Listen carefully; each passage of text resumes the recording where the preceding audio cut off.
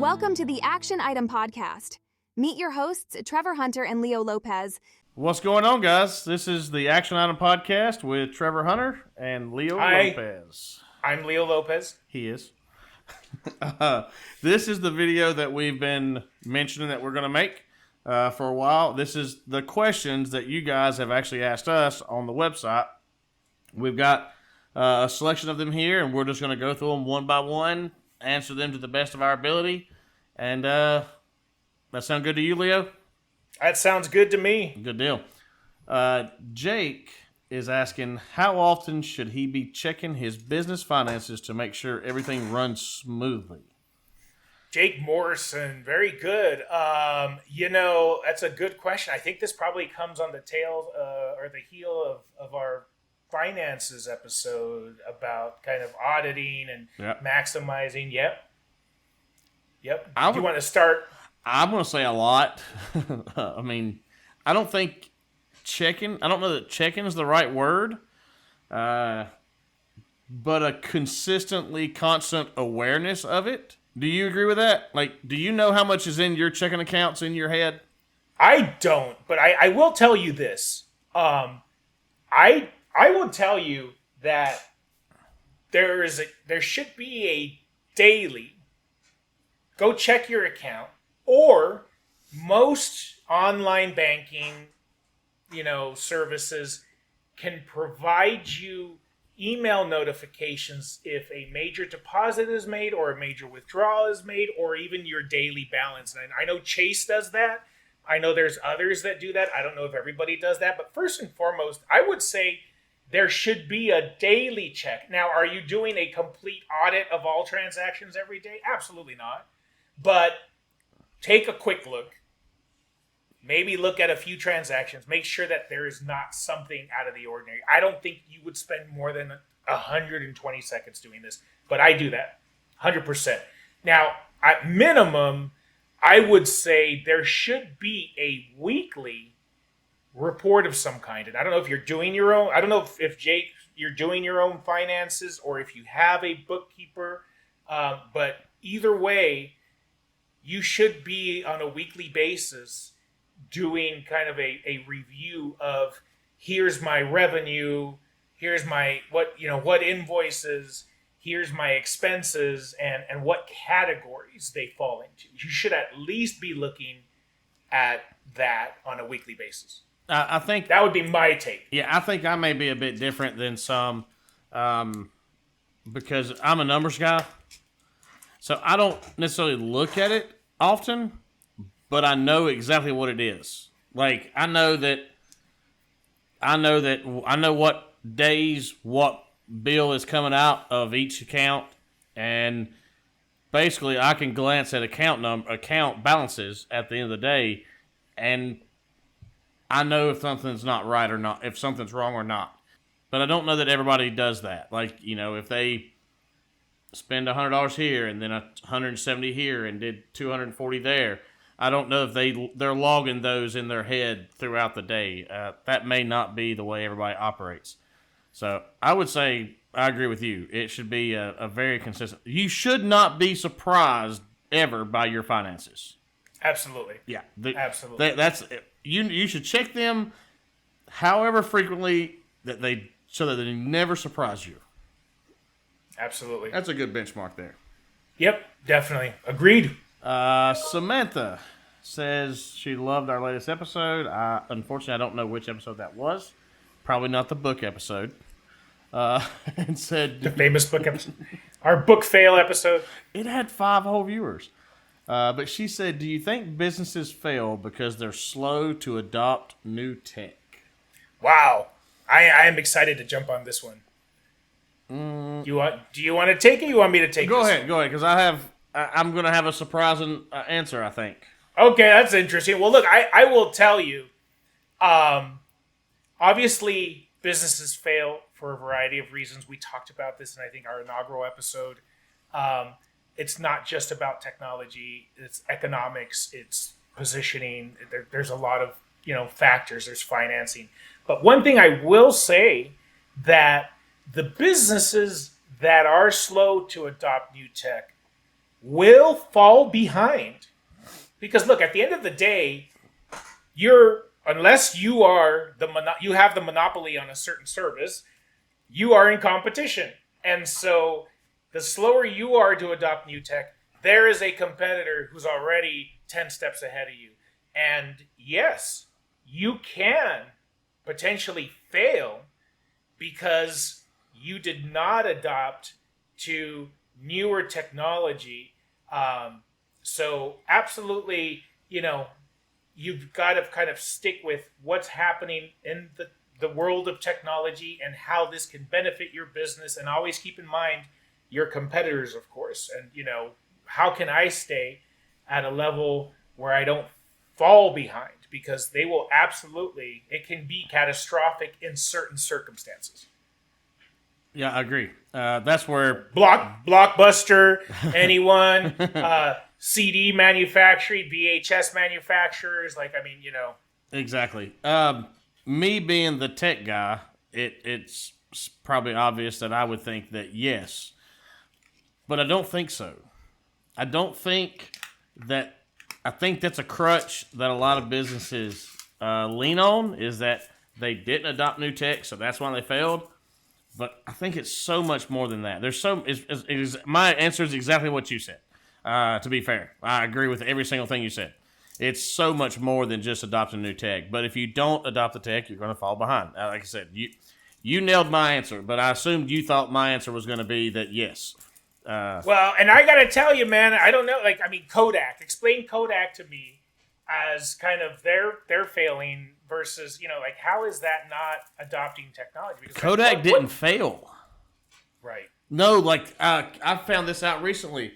I don't remember what it is, but Kodak is like the main producer of something that still exists today, and they pivoted, though. Right? Absolutely. I think I use the example of saying they pivoted, and which is exactly what you should do. Yeah. Exactly. Yep. Exactly. It's funny that there's a lot of companies that have existed. Blockbuster, mentioned, is definitely one of them that did not adapt, but they did try. Now that's an interesting conversation too. Blockbuster did a digital mailing out movie type situation, and I believe they even tickled with the streaming aspect. I don't know where that went. Interesting. Interesting. I think they had too much infrastructure, probably. Yeah. They had too much infrastructure, too many assets. They couldn't get out in front of that, probably, even though, because operational, I can't imagine they had thousands of stores, so I can't imagine what that operational expense looked like. So even though they were trying to stay above water, it was a downhill struggle. So if not failing to adopt new technology, then what? You're saying that's a crutch. A crutch for what? Then what's the real reason behind it? Just poor leadership? If I had to give it one thing, not knowing where you are, not knowing where your business actually is in the grand scheme of things. I think that is probably the problem for most businesses. They're either charging a high price and they're not a high price service. They're not aligned with what they're not yet. Their mindset for what they have is not aligned with the public's. And Gotcha. And when that happens, it's very hard to succeed. Yep. Agreed. Let's keep moving right along, I think. All right. Try to get to as many questions as we can. Alex said, I'm a freelance graphic designer struggling to find steady gigs. Do you have any advice? All right, I went first last time. So okay. This one's hard. It's a race to the bottom for graphic designers as far as cost goes. You've got to do things special. Social media, you've got to stand out from the crowd. You look at guys like Made by James, and he has an awesome following. He's an awesome designer. He does fantastic logo designs. But the moment that came into my head, he was the first guy that I thought of. And that's what you have to be in the graphic design world. or you have to do something local and do it well and do it affordably. I would agree. Sorry. Go ahead. I would say I would agree with everything you said. Look, I think that this is definitely a struggle for those of us in the business services realm.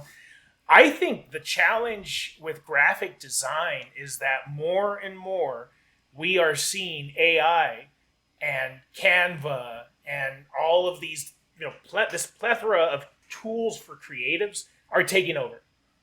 And so, if you're a graphic designer and you're passionate about that, when the market's flooded with this, that's a huge challenge. So I think to your point, if you're in a market or service that's just saturated, because it is, right? I mean, I think, then you either have to do something specialized or very niche, or you've got to do it better and cheaper than everyone else. And so, or both. And so I think that, going back to this, obviously there's tactics to start looking at, are you working from previous clients? Are you leveraging your network from the center all the way out to your outer network? I don't know what kind of marketing budget you have, if anything. But I will finish my thoughts with one simple thing too. And it might not be what you want to hear, but honestly, at this point, the people who are more successful are the people who are cross-functionalized. And I think, you can't be a watchmaker or just X. So if you're a graphic designer, how do you augment your skills or experience to go beyond that? And I think the more you have in terms of, or gain experience across a variety of different services, the better off you are. And so it may be that you're a graphic designer. Look, at the end of the day, think about opportunities not as gigs, as just revenue. So maybe you make revenue because you flip hats, or you drop ship here, or you're a graphic designer here, or you're doing that. I think the days of having one job, everybody's got some kind of hustle going on. Yep. So it's hard in this business. It really is, to find more opportunities. I do think that AI is going to make it even harder at this point for folks who are in the creative to be as successful. So I agree. But I do have learn the AI, right? And exactly. So I do have one more thing for the graphic designer. Pair the graphic design with a product. Be the best damn business card designer on the planet and sell them. Sell the design and the business card to and get clients that way. Do flyers, do door hangers. Find a niche that you can do really well. Find a great print provider and do something. Do menus. Do something that pairs the graphic design with the tangible print item, because now that's something that's quite hard for AI to do, because AI doesn't do text well. And you have to, when you go in to build a menu, there's a lot of thought that goes into building a menu, for example. Like you have to, it's like, well, I've got 74 items on this menu that needs to fit on 2 pages. That's a challenge. But if you can find a niche like that and dive into it, that's a particular space. Trying to do everything might not be the path. Yep, definitely. Agree. Next question. Derek Stone in Dallas says that he details cars and can't seem to get customers coming back. What suggestions? Go ahead, Leo. Wow. So listen, when I first read this,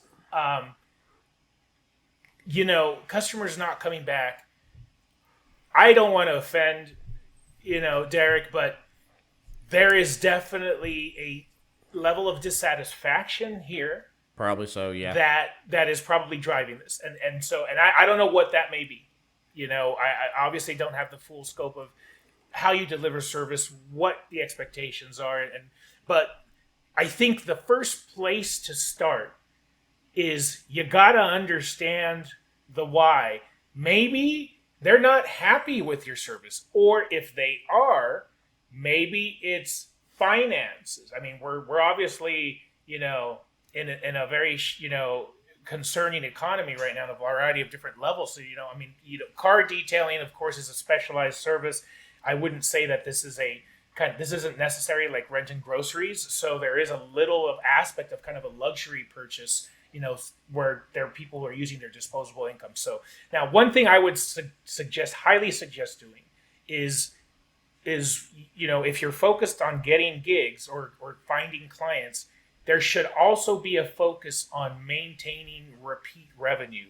And that can manifest itself as email campaigns or even social campaigns or even direct outreach to your clients with a survey. So do you have a post-client survey so you can get an idea of what they are? If you have a list of your clients that you've assisted, can you text them or email them an offer that, hey, as an existing client, or hey, it's been 90 days since your last detail, time for a detail. So I would say that you want to look into tactics and strategies to create repeat revenue, or basically monetizing your existing customer base.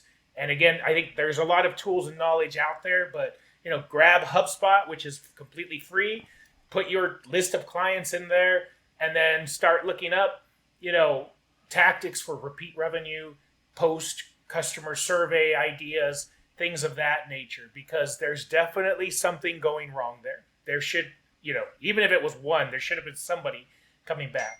Yep. So that's my 2 cents. Well, as Leo knows, I have worked with one or two mobile detailers. So we actually kind of specialized with them for quite a while, and so we've worked with a ton of them. So if you don't have people coming back, it's actually that industry is one of the easier industries to get people to come back. So when I read this, I was with Leo completely. If you don't have people coming back, there's a problem. And, whether the service was too much, most of what Leo said, I'm completely on board with. The bit that might be something that's missing is there are some apps where you can enter your customer's information in and it maps it out for you, and you can put tomorrow's projects in there. And if you don't want to pay for an app, use Google Maps or whatever and do places, drop pins on Google Maps for everywhere that a client or a customer cars was. And, if you're going to this area tomorrow and you've got 2 pins over here, call those 2 guys up and go, hey, I'm going to be in your area tomorrow around 10 o'clock. You want me to knock out your car? I did it 90 days ago, like he said. And then you can turn a $200 day into potentially, you can knock them out and do them let's say offer them a special, I'll do it for $1.50 or whatever's a discount for you. And then you have, that immediacy, and you'll find a lot of times where they'll be like, oh yeah, come on, the car's dirty. I mean, the car's always dirty, to be fair. Yeah. Right? There you go. Especially in Dallas. I mean, come on. Yeah. So, there's definitely some strategies that need to be put into place. But first place is I would look at why they're not coming back. And maybe even call them. Seriously, people can be pretty nice for the most part. Call the guy that from, 90 days ago and go, hey, or maybe not that soon. Maybe go farther back. And touch base with them and go, hey, do you mind if I pick your brain for a minute? I'm just getting started. I'm having be honest, hat in hand. I'm having a hard time keeping customers coming back. I thought you were happy. Would you mind letting me know why you haven't called me back again? No hard feelings. I'm just so I can learn. You'd be surprised that it's coming at a customer that way, how many times they'll be really honest with you but you have to park your ego. You have to set your ego aside and not get defensive as soon as they start telling you exactly what the hell you just asked them to tell you. That's the most important part. Yep. I think you hit the nail on the head. Believe it or not, being genuine, being vulnerable, being honest, goes a long way in customer experience. Absolutely. You know, it goes further than BS. It goes further than canned responses. You know, it shows a genuine interest in the experience of the customer. So absolutely, 100%. All right, next question. This one's going to be for you, Bethany. For me. Yep, Bethany Clark. The podcast on grants was super helpful, but I need more details. Can you help? So, you know, I think that we don't have, I think the email, right, for Bethany. So No, I Bethany, did not capture email. I just gave him the ability to upload a question. If you're not, if you're listening, you know, contact us, reach out to us, and you know, I'm happy to talk one-on-one and help brainstorm ideas for you. Look, you know, I will tell you, you can go into ChatGPT or you can go into even Google and just look for grants for my startups. I mean, look, I'm going to, you know, I don't know every single grant that there is. And frankly, there's a combination of government grants, and those you're going to find on the SBA.gov business. That's where you're going to find, or website, I'm sorry. That's where you're going to find the details on what grants are available. And let me tell you, this is going to require some research because you have a lot of government grants out there that are available for small businesses, for startups. There's women-owned, minority-owned, like, I mean, you name it. There's rural, I mean, so you got to put in some research to get into the details. And I'm not specialized in this area in terms of financing businesses. So I will tell you, you know, this in truth is also discovery for me, but I can tell you definitively, and I have looked into these, that they exist. The SBA will also direct you to financial companies or banks that work with the SBA to process these. So the SBA itself isn't the bank. So feel free to reach out to your current bank or your local business bank that you might find that's close to you. It does not hurt to sit down and have a conversation with them. Whether or not there's an opportunity or not, sit down with them. You will find a person that is going to be eager to talk to you if they think there's an opportunity to help you with this aspect of your business. So absolutely sit down, talk with the financial institution on that. Now, outside of government grants, there's obviously private grants, right? And so this is where we get into the banks' loans. Like, they have their own programs, and banks have different programs. There's no shortage of them. I mean, I just Googled grants for startups, and, you know, there's Grantify.ao, there's Fundera, where you can actually directly apply for the SBA 7A loan, which is essentially a startup loan that's government sponsored or supported. You know, Startup Accelerator, a lot of companies out there. So look, there's an overwhelming amount of grants and opportunities there. I would say, again, sorry about that noise, we have to cut that out. There's a plethora of different grant sources out there. Start with your U.S. Small Business Administration. Start with your local Chamber of Commerce. And I think we talked a little bit about this when we had this episode about there's so many resources out there that if you don't dig, you wouldn't have ever known that they exist. I mean, just within my location, obviously I have the Pasadena SBA. The local community college has a business office that is open to the community. You don't have to be a student to walk in and talk to somebody. You know, the SBA has the SCORE program, which is the program for retired executives that will connect you with someone to mentor you. So I would say, rather than getting navigated through the grant process and going through this overwhelming, bring it back down to the community, your local bank, your local offices, and the SBA website. And that is a good way to start the process to see what you can be matched with. Wow, that's a lot. Yep, definitely, for sure. There's a lot out there, Well, and it's hard to weed through. Also, I'm assuming that you're cool with somebody contacting you, right? 100%. All right, so go to the website and scroll to the bottom, and you'll see Leo's pretty face down there, and under his face has a LinkedIn icon. Click it, you go straight to his page.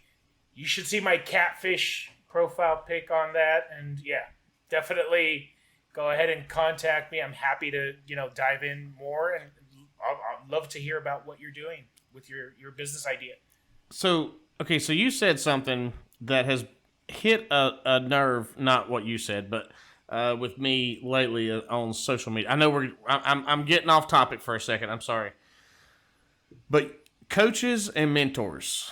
So today, there seems to be this massive influx of people that think they're a coach or a mentor. They're going to charge you to mentor you or coach you.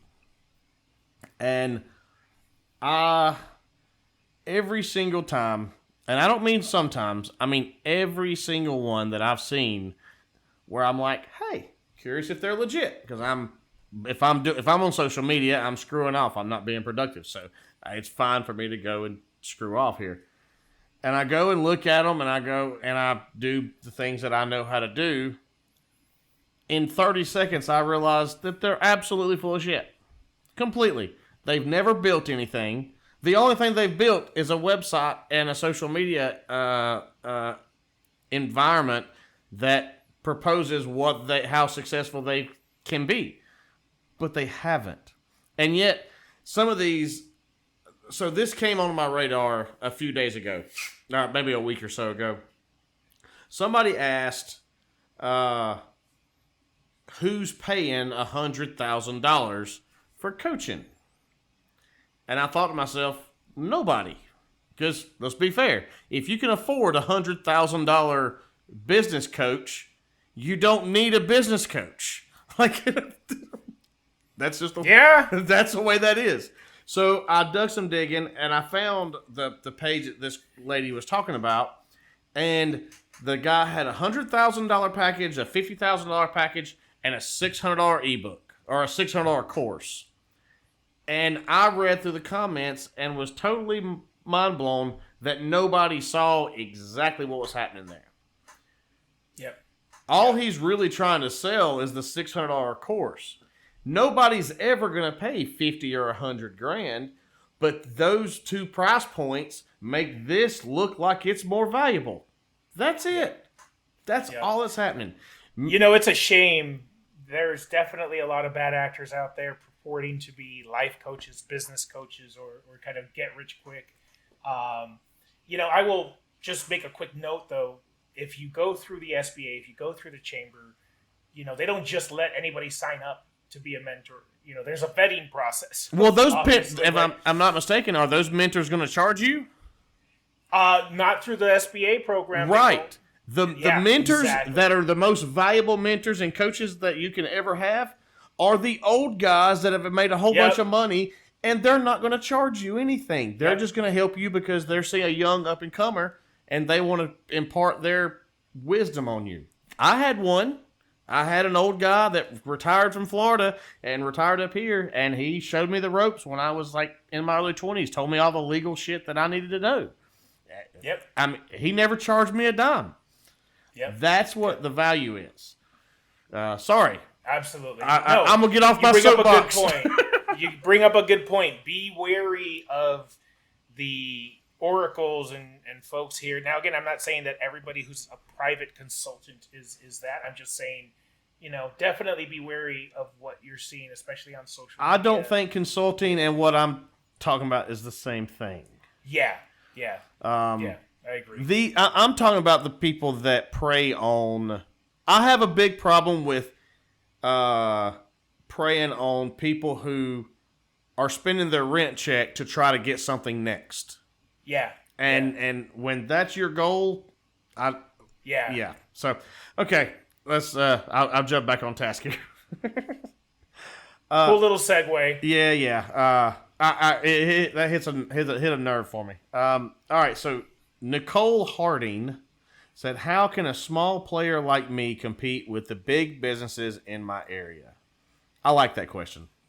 I do too. That hits home. That's very close to home, but I'll explain why. But go ahead. You go first. I think a small player has a huge advantage in an area when compared to big businesses for a lot of reasons.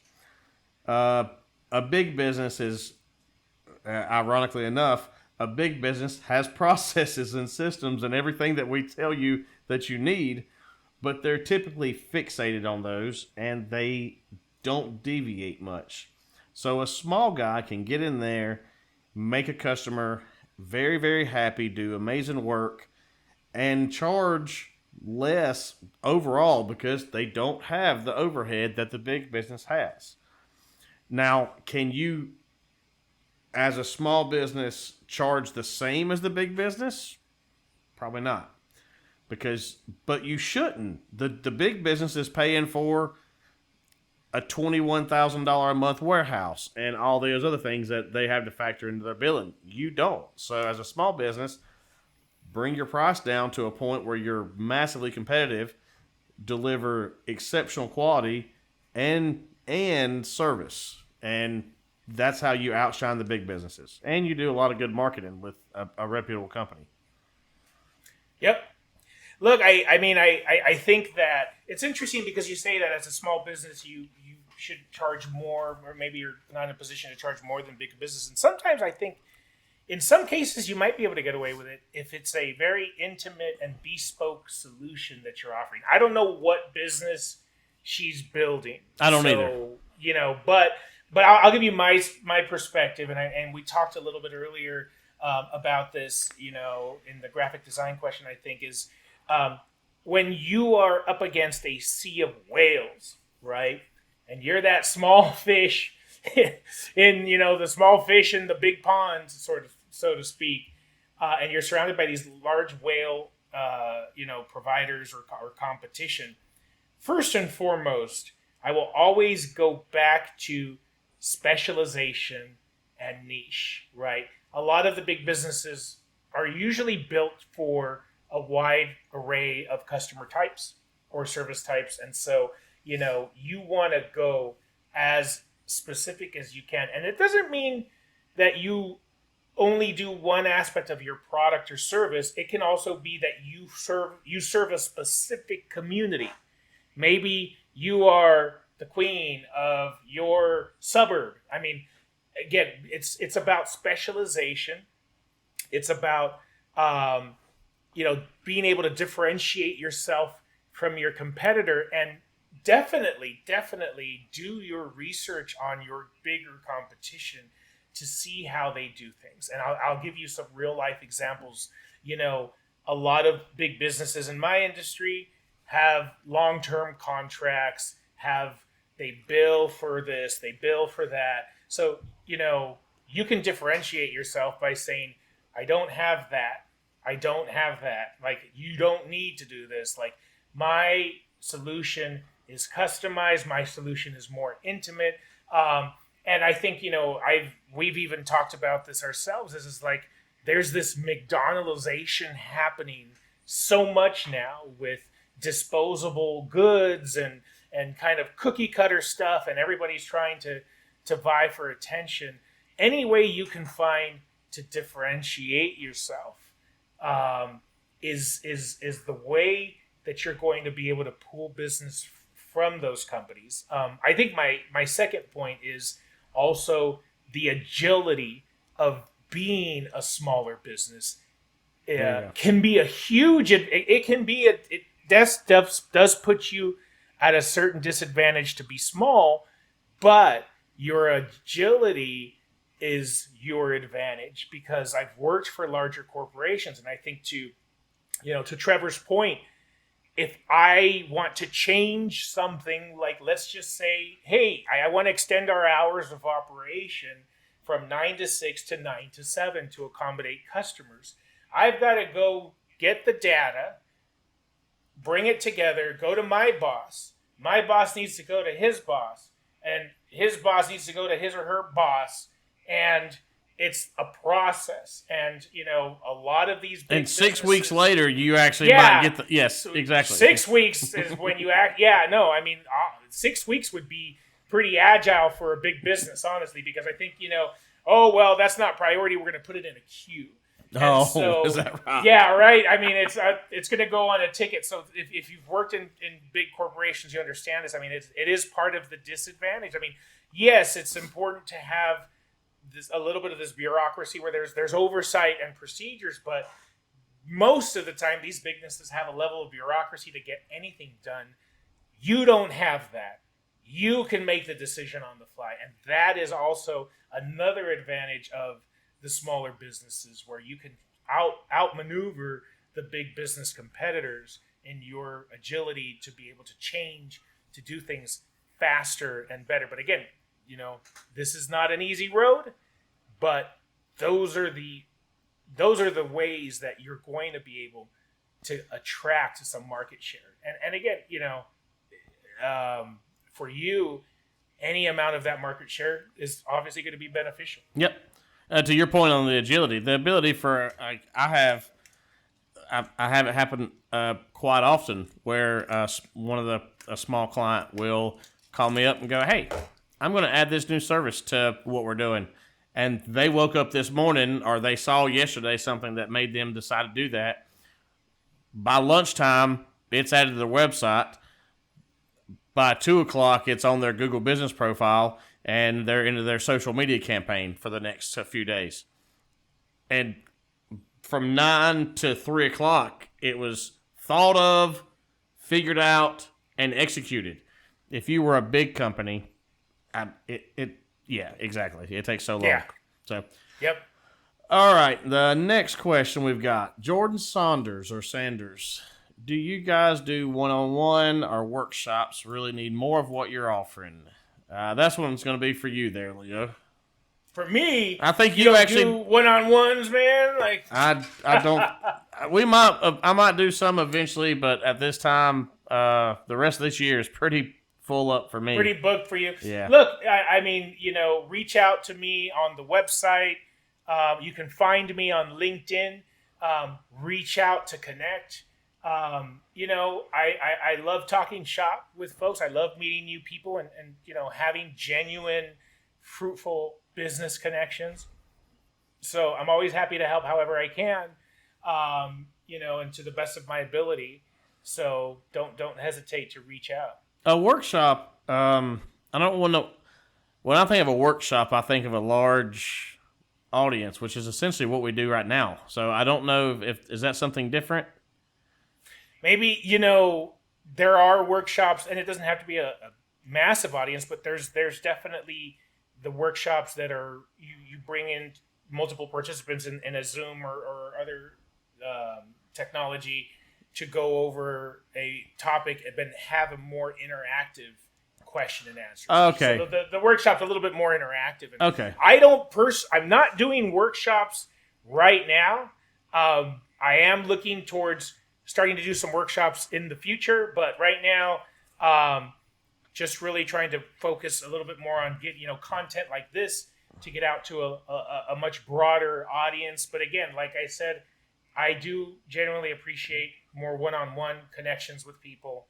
I find them more valuable, so please hit me up and reach out. And to be fair, I absolutely do. I welcome connections, and if you have a question directly for me or something, hit the LinkedIn or one of my other socials and drop me a message. I just don't have the time now to commit to a consulting project. But I'm always happy to answer a question or something. But I think you actually are doing consulting, taking on clients for consulting, correct? I am actively taking clients for consulting. And again, if it's just questions or you want to, my initial consultation is at no charge. Honestly, I really, if there's an opportunity to provide somebody with tangible work and deliverables, results, that's where we can talk about that. If you have a couple of questions, like you said, you can ping me if you are really struggling and want to sit down and talk, we can talk about that too. And I'll tell you guys, he's really good. Lies. Speaking of really good, I gotta go pick up my kid. Otherwise, I'm gonna be a bad father. So All right. you You want to touch on? You want to pick one of the last 3 questions and just pick one and go with it, or is that all you got time for? Let's see here. What's last 3 questions? Oh my God, I think I've got to take this one. So Mark Wallace reached out and says, running a business is tough on my mental health. How do you guys handle stress and avoid burnout? This resonates with me a lot because you may not realize it, but I've struggled with anxiety and general panic disorder, general anxiety disorder, pretty much my entire life. And so being in business for myself for the last 5 years, and having worked in corporate for 30 years, I mean, there's definitely been no shortage of stressful opportunities. And, there's a great book called The Body Keeps the Score. I forgot the author, but, you can find this readily available. Talks about how not only does your current stress and anxiety affect you, but what you've carried your entire life, whether it's childhood, whether it's traumas, whether it's just, the last few years of work. And so yeah, it is tough. It is draining. One thing I will say, and this is something that people don't do, and I'm guilty of it, is, Trevor just came back from his 2 weeks of vacation, of being away from it. And whether or not that's a luxury that you have or not, there's got to be a way to disconnect. I mean, there is just no other way around it. They say, I think mental health professionals say that for every 6 months of work, for every 3 months of work, for every quarter, you should be taking at least a week off. And most companies, most companies only offer 2 weeks annual vacation. So you kind of got to figure out how to pick that. But I think more companies now are starting to learn that that's just not enough, especially if you are and if you're in business for yourself. So number one answer is you have to make a space for disconnection. And I'm talking about complete disconnection. You shut off your cell phone or whatever you need to do to get away from it all, even if it's just a weekend, or even if you can't afford to be gone for 2 weeks, space it out, piggyback on holidays, do what you got to do. But just as hard as you work on your business, you need to put effort into taking a rest, because your mental health is the fulcrum. It's the cornerstone of every aspect of your life, your business and your personal life. And, this is something that when I do leadership development courses with people, we do a priority exercise where we say, prioritize your well-being versus career, versus spouse, versus family, and rank those in order of 1 to 4. And almost everybody ranks self-care as dead last. And like I tell everybody, self-care needs to be number 1, because all other aspects of your life will fail if you're going to go in a straitjacket and put in a padded room. And if you think that's not funny, because actually I have seen people have breakdowns. I mean, there is no, mental health is a huge, huge issue. And culturally, we've always kind of buried it under the carpet. So number 1, take that time off. There are other things that you can also do. One, you should have some kind of creative outlet. It can't be business all the time. As you can see, I play guitar. I'm a musician. So that helps me as an outlet for my rage and, constant stress, right? So that can be exercise, that can be walking, that could be drawing, that could be like anything that's a hobby, anything that's not work related, even building stuff, whatever you do. There should be a creative outlet for you to do, because that also de-stresses you. I personally practice meditation and mindfulness. A lot of people think it's very hokey, but I'll tell you, it's far more simpler and not as metaphysical. And it's just basically about being in touch with yourself, your surroundings, and taking a moment to basically kind of put your mind in idle mode, so to speak. You know, you can definitely look into those. I mean, I try to practice daily. I'm not perfect, but I think that it definitely can help. You know, and then I will tell you lastly, if you're in a crisis, if you've reached burnout point, I mean, you know, hopefully you can find a way to disconnect. But surprisingly enough, they say sometimes that if you're under duress, if you do the most menial things, you will find some relief. So when I've had situations like this client that's possibly pulling out because they're not in agreement with the whole financial arrangements, which did, you know, sank, you know, my heart sank to my stomach when I saw his email, right? These are, you know, this impacts my business. Wash dishes, sweep the floor, go out, dig a hole. Absolutely mindless, menial, you know, take a stick and whittle it with a knife, like whatever is some kind of like doing absolutely nothing.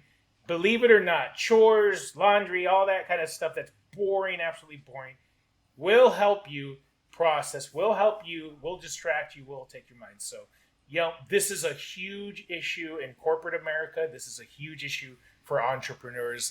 Thank you for bringing that up, Mark. Good deal. So, very cool. Cool deal. Well, I don't think we have an action item for this week. Not. Yeah, no, these are questions. So, you know, keep them coming, guys. We appreciate the feedback. So, you know, reach out anytime. I think, you know, we've made some updates to the website, so we can definitely respond directly back to you. I don't think we've made them yet. And when I say we, I don't think I have made them yet, but I will. Okay, so by the time this goes live.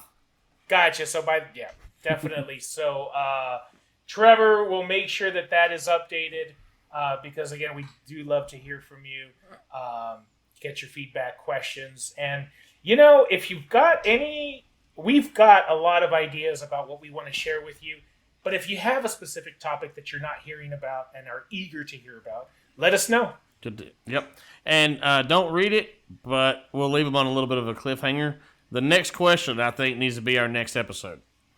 Wow. Really? I've got to look at this. Okay. Very cool. Let's do it. All right, guys. Y'all have a good one. Thank you to everybody. Have a good one. Thanks for listening. See y'all.